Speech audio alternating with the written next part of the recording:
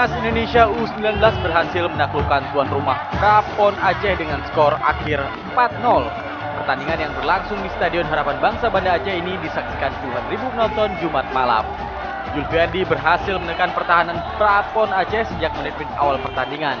Tak tanggung-tanggung, anak asuhan Indra Safri ini berpesta pora 4 gol tanpa balas.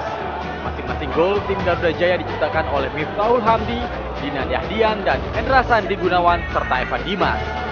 Di babak pertama, Miftahul Hamdi membuka keunggulan Timnas U19 melalui sundulan manisnya yang mengarah ke kiri gawang lawan setelah menerima umpan corner dari Hendra Sandi di menit ke-16. Skor 1-0 untuk keunggulan Timnas U19. Peluang menambah keunggulan nyaris tercipta di menit ke-23 melalui tendangan penalti. Namun sayang Algojo Timnas U19 gagal membobol gawang Prapon Aceh. Jelang turun minum, Timnas U19 kembali memperbesar keunggulan melalui sontekan kaki kiri Dinan Yahdian. Dinan memanfaatkan kesalahan Hendra Sandri yang mencoba melepaskan tembakan langsung namun melayang ke arahnya. Skor berubah 2-0 untuk keunggulan Timnas U19. Skor ini bertahan hingga babak pertama usai. Keunggulan Timnas U19 kembali bertambah di babak kedua. Hendra Sandi yang sempat gagal merobek mistar gawang tim Prapon Aceh membayar kesalahannya melalui aksi individu.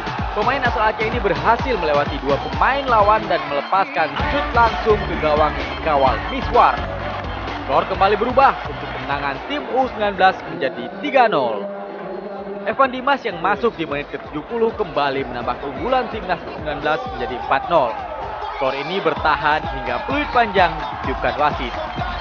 Dari Banda Aceh, tim liputan Aceh Video melaporkan.